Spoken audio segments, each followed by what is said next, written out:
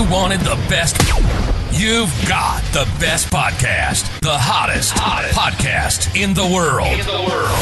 The Chris Voss Show, the preeminent podcast with guests so smart you may experience serious brain bleed. The CEOs, authors, thought leaders, visionaries, and motivators. Get ready. Strap yourself in. Keep your hands, arms, and legs inside the vehicle at all times, because you're about to go on a monster education roller coaster with your brain. Now, here's your host, Chris Voss. Folks, Voss here from the ChrisVossShow.com. Ladies and gentlemen, the airline who sings that makes official. Welcome to the big show, as always. 16 years, one of the oldest still broadcasting regularly podcasts, and nearly 3,000 episodes. We're bringing you the Chris Voss Show, all the wonderful guests, all the wonderful minds, all the wonderful people on the show, sharing their wonderful stories of life, journeys, and things you can learn from. If you don't want to become better and improve the quality of your life, you're going to have to tune in to other podcasts. So in the meantime, for the show to your family, friends, and relatives, go to goodreads.com/Chris Voss, linkedin.com/Chris Voss, youtube.com/Chris Voss. Opinions expressed by guests on the podcast are solely their own and do not necessarily reflect the opinions of the host or the Chris Voss Show. Some guests of the show may be advertising on the podcast, but it is not an endorsement or review of any kind. Today we have an amazing young man on the show. We're going to be talking about his insightful new book and the future book that he has coming out. It is entitled A Night in Paris, Where Every Secret Has a Heartbeat. Victor Sage is the author who's on the show with us today. His book came out May 19th, 2026, hot off the presses. He's a first author, and he's got more works coming down the pike. Welcome to the show, Victor. How are you, sir? All right. How are you doing? Thank you for having me. I am doing excellent, and thank you for coming as well. Give us any .coms, websites, social media, emails, wherever you want people to find out more about you on the interwebs. You can find the book itself in Kindle right now. And this book just came out, and this is my very first book. So the publishers basically are setting those things up for me. Once I had before, had other things in it. So he said, first time publisher, go for it. We will take care of everything for you. So right now, you can find my book in Kindle, and later on, I'll get more of these social media stuff. And there'll be a link for it on the Chris Voss Show. Now, so Victor, to give us a 30,000 overview, what's inside this book? Maybe, is it a romance novel too?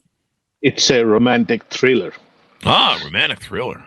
People really like those thrillers there. So that's a big thing for him. So give us an overview of what the book entails and kind of what's in it. It starts with basically a very odd kind of romance between two individuals, and they both think the other individual is not what they are. But the thing is, they really fall for each other, but really cannot open themselves up. Not as much as that they're awkward or anything. In fact, the other way around. So what happens is, in the book, these two characters come in, they hit it off kind of stuff.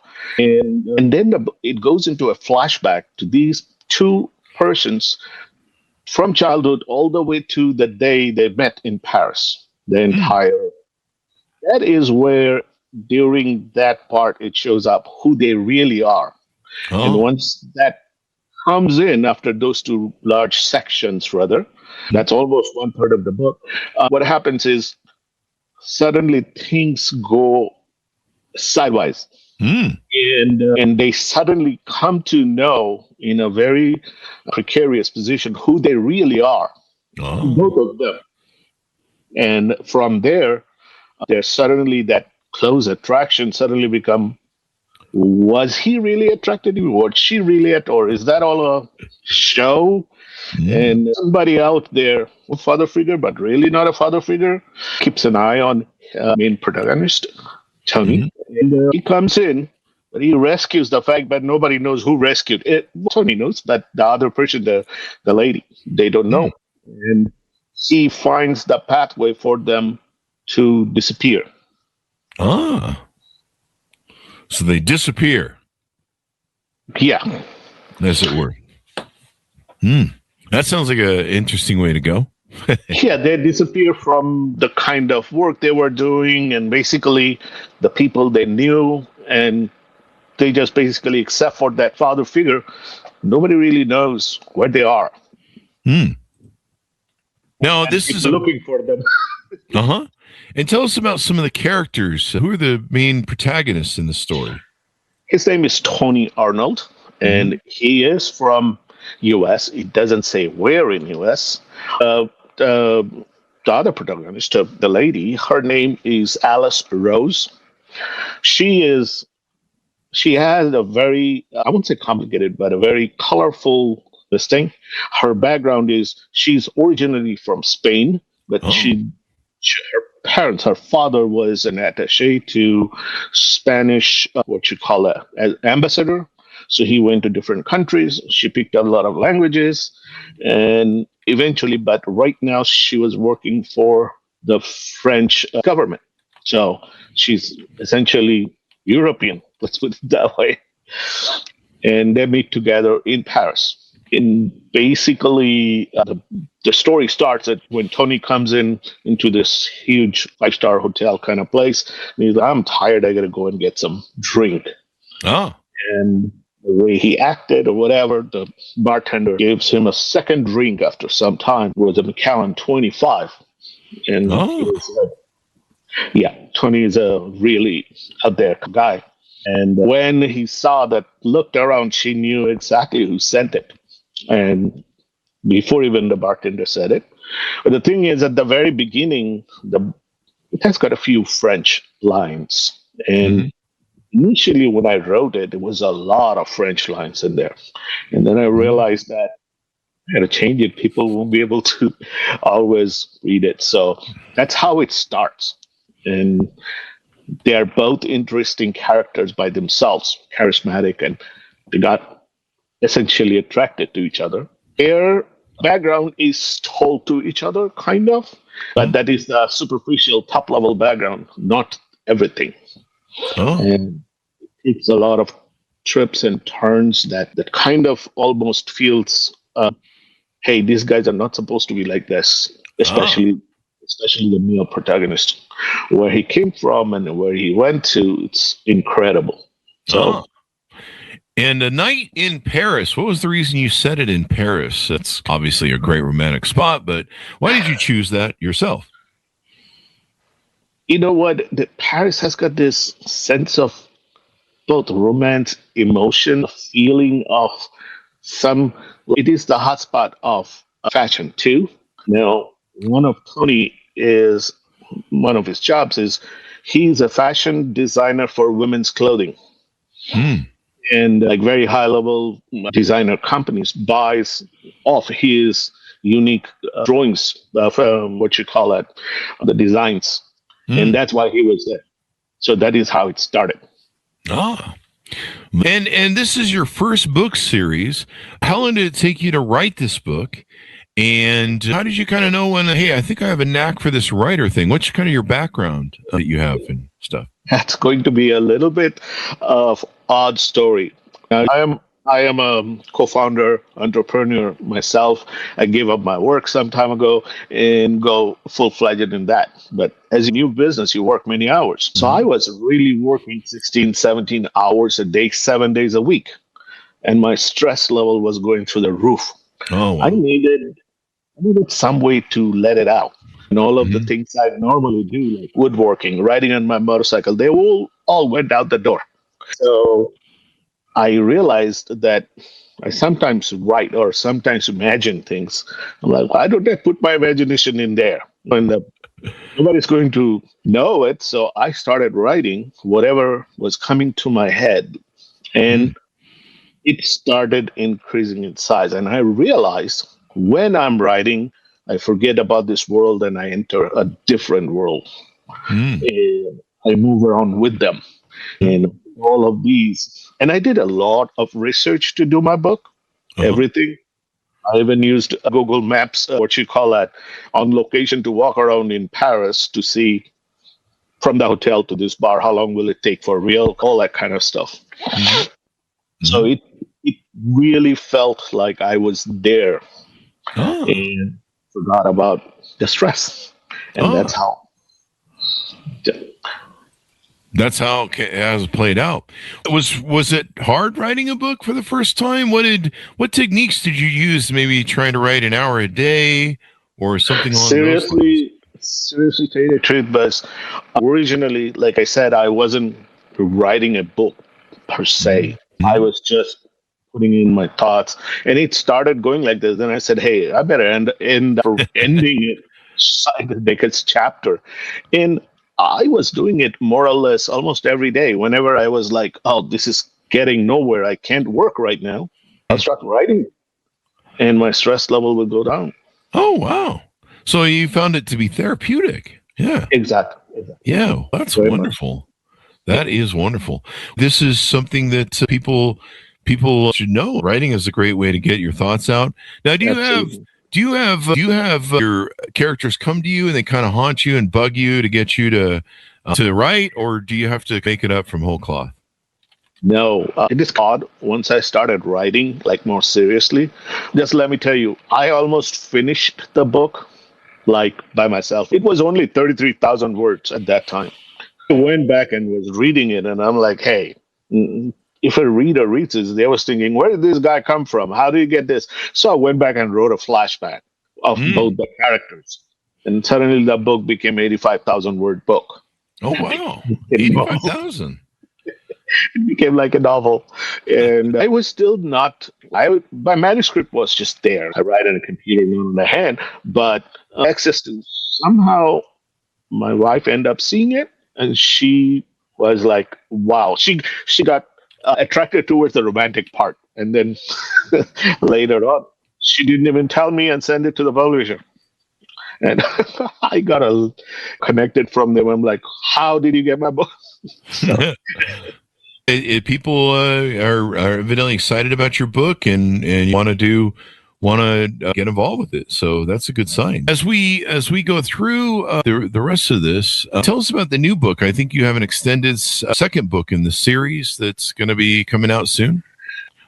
Yes. So this is what happened. I was a little bit when I end up realizing that, hey, this is no more just writing. It is becoming more like a novel, like the second time over. I had a different ending when it was 33,000 words. Okay? After writing it, increasing it to the number because of the flashbacks, I was like, before even going to the end, I was already contemplating the story in my head. And I was like, for me to write the story, I got to change the ending here. And that's what happened. As soon as in fact, before even I came to know publisher got it or all that stuff, I started writing the second book. Oh, really? Wow. You got big plans. Is this going to be a series do you see rolling out for the future for the rest of time and eternity? At least I know there's going to be a third book. I haven't even come up with a name. I called it Book 3, and I already wrote 3 chapters of that book and left it on. You got a third book going down. I just left it there. And, just to answer another question to yours, you said that, do my characters come and haunt me? I don't want to say haunt me, but I often wake up in the morning, don't know how, but I got a whole bunch of things in my head, like new ideas. I sit outside with my coffee and I take a piece of paper and start writing, whatever. Wow. It's important to write stuff down. If you don't write stuff down, you're like, oh, I remember that earlier. I know a lot of our authors we have on the show, they learn to write stuff down at night so they can take advantage of their thoughts, because when they wake in the morning, the thoughts are gone. Damn. Yeah, my one is the other way. In the morning, I wake up through that. So I write them down. And tell you the truth, a few of my friends, once they came to know I'm writing and all that, he said, hey, you can use different thing. Use your phone to talk. And I'm like, I think and write or use my finger on the keyboard better than I can talk. Yeah, you got to go with what flows, right? For some people, it just flows better. I do better when I sit down with the keyboard and start typing. I can just sit and do the whatchamacallit, the type on the phone if I need to. But for the most part, I just typing on that way. There's some people, I think I had someone on the show recently, they wrote out their manuscript. Yeah, there are people like that. I Yes. was like, wow, okay. But my hat's off to them. I'm serious. I've seen my handwriting, and I can't read what I write half the time. Sometimes if I find something from the old days, I look back on it and I go, who the hell wrote this? That is correct. Yeah. But writing, when it flows, it really flows, because I remember one day I had a few ideas. I woke up with it. Seriously, I made coffee quickly. I went out. I have a little sitting area on the outside, and I just took one piece of paper and started writing. And an hour and a half later, I was like, oh, I better start going back to work and let me take my notes. I realized I wrote 22 pages. Oh, wow. Yeah, I was like, oh my God, I got to go and get all of these back in the computer now. I didn't realize that. I just kept on writing. So that's how it happened. Yeah. However it works, it works.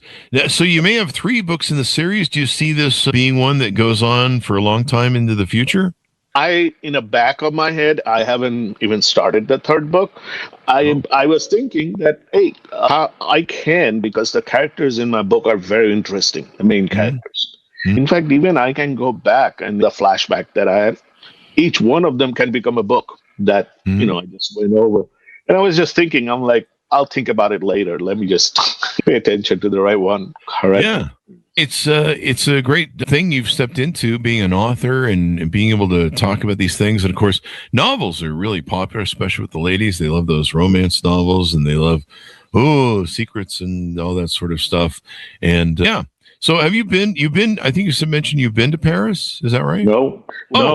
I basically, that's why I was saying that once I started writing, some of the names are real. Well, there is a hotel that can see from the just across from the Eiffel Tower, and I named another restaurant that is also real. And I was like, should I let them walk, or should they get a car? And I'm like, okay, let me just walk the road myself.